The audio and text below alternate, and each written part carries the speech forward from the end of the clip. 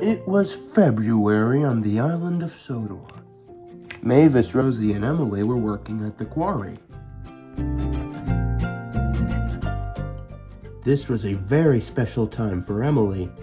She talked of nothing but Valentine's Day and who her Valentine might be. Oh my gosh, you guys, I really hope that Percy's open because I'm choosing him. Well, I think he fancies you. Personally, I don't care much for Valentine's Day. That's because you don't want anyone to know you have a crush on Diesel. Yeah, I actually don't.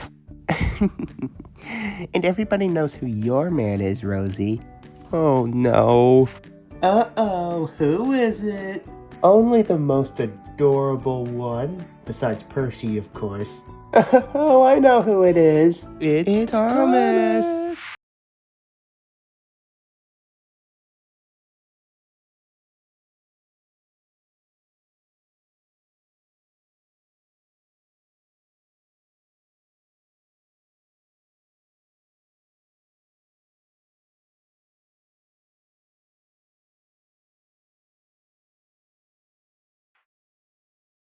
Emily and Mavis liked teasing Rosie about this topic, and so did the troublesome trucks. Ooh, Rosie loves Tommy, Rosie loves Tommy.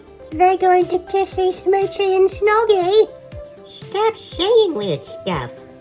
Sorry. Just at that moment, Duncan arrived. What's all the straw mash?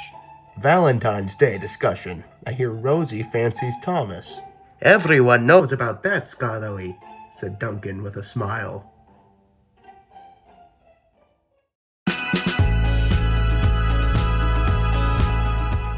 After all their work was complete, Rosie and Emily were resting in their shed. You should really do something for Thomas on Valentine's Day, suggested Emily. Like what? I can't ask him out. He doesn't even like me the same way. Don't say that, said Emily. As far as we know, he could be wheels over funnel in love with you. I don't like making assumptions. Well, you can assume this. He'll appreciate anything you'll get him. Like a card and flowers. Precisely. Oh, speak of the devil, here he comes now. Rosie got scared and hid in her shed. Hello, Emily. Are you busy right now? Hello, Thomas. No, I'm not busy right now. That's good, because may I present Percy the Small Engine. Once Percy arrived, his face was brave, but Emily could tell that he was terrified.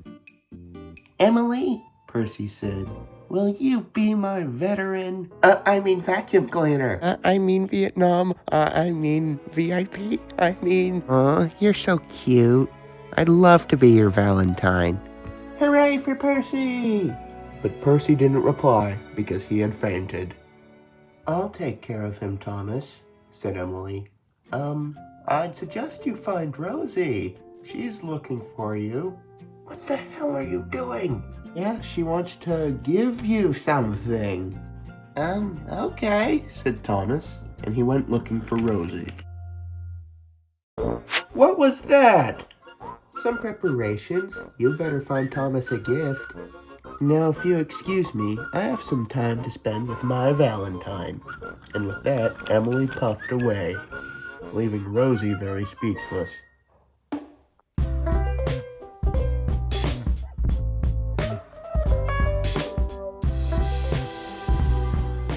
Is that Rosie? Rosie, what are you doing here? Edward asked as she backed up. Well, Edward, it's Valentine's Day and you're looking for something to give Thomas, I see. Wait, how did you know that? Honestly, Rosie, everybody knows you really like Thomas. Everyone knows? Everyone except Thomas. Tell you what, Rosie, I'll help you find something for him. Oh, thank you, Edward. What can I do? Well, you can't go wrong with anything homemade. Maybe a letter saying how much you love him. That's not happening. Well, Thomas always tries to look his best, so maybe a sparkling can of blue paint. And maybe if I'm lucky, he'll share it. But you don't have to give him something physical. What do you mean? Well, Rosie, Thomas thinks you're very sweet. You could give him a compliment or do him a big favor. I'm not brave enough to tell him how I feel, but I guess I could always show him. Edward, does Thomas have any jobs I could do for him? His train of vans was supposed to leave for the docks half an hour ago. He's running very late. Then I'll do it for him.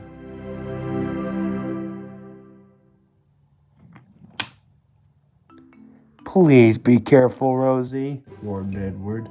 You are carrying very important cargo, and those vans, they can be very troublesome. I know how to handle vans, Edward. I'm not that young anymore.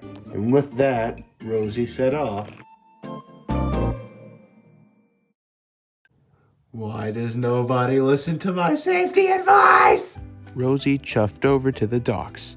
She was making good progress for the most part, until the vans got bored. She can't handle us. Let's have some fun.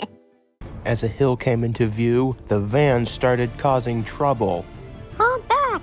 Hold back! Rosie huffed and puffed up the hill. I'll make it.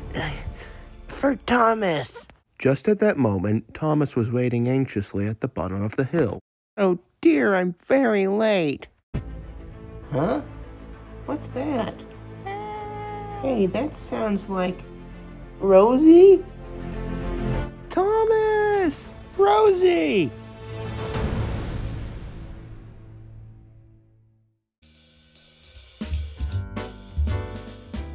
Oh, I can't wait to spend Valentine's Day with Percy. Emily, watch out! Emily! Oh, I can hear his cute little voice already. No, Emily, much move out of the way! out. Huh? Ah!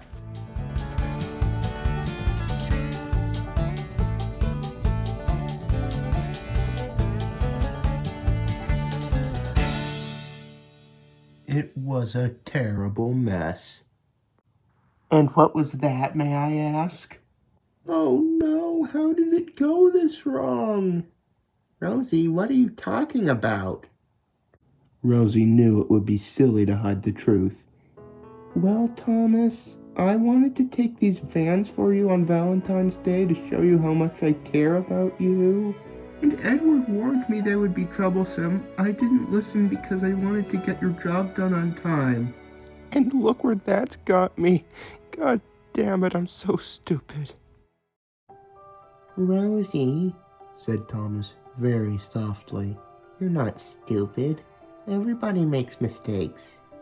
I make them all the time. When you're down and out like this, always remember that you are my number one. You really mean it? I'm your number one? I mean it 101%. I don't care about these stupid vans. Hey! I only care about you, Rosie.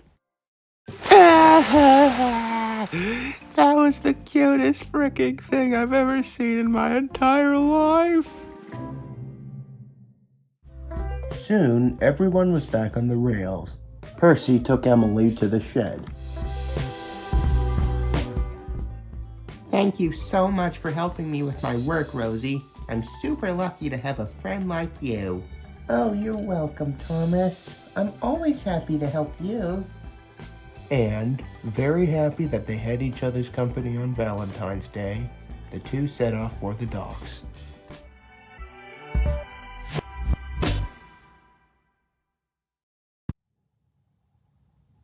That night, James felt alone. Just then, an unexpected visitor appeared.